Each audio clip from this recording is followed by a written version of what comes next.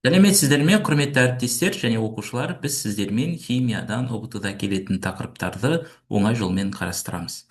Әрине, ұбт-да келетін тақырыптардың бірі бұл қосылыстардағы сигма және пи байланыстарды анықтау. Енді мысалға тоқталсақ, бұл нағыз ұбт-да келген сұрақ: изопрендегі сигма байланыстар саны дейді.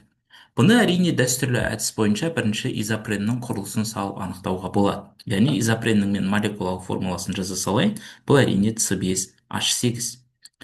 Енді жалпы мен сіздерге әрине дәстүрлі әдісін көрсетіп жатпай ақ қояйын, лайфхакпен анықтау әдісіне тоқталып өтсем. Жалпы органикалық қосылыстарды мен толық жазбай ақ қояйын. Органикалық қосылыстарды біз ашық тізбекті және тұйық тізбекті деп екі үлкен топқа бөлеміз.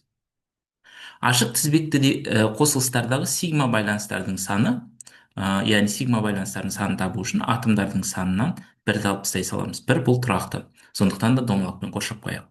Ал тұйық тізбектілерде сигма байланыстардың саны атомдардың санына тең болады. Мысалы, тұйық тізбекті қосылысқа бензол жатады, С6H6. Сонда 6-ға 6-ны қоссақ 12, яғни 12 сигма болады. Ал енді С5H8, яғни бұл ашық тізбектіге жатады, алкадиендер. 5-ке 8-ді қосамыз, 13.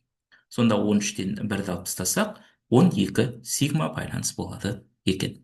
Осылайша лайфхакпен еш қиындықсыз сигма байланыстарды анықтауға болады. Сіздермен Ернар Мұхтарұлы, каналға жазылып, келесі бейнебаянда қандай тақырыпты қарастыру керегін комментарийға жазып кетіңіздер.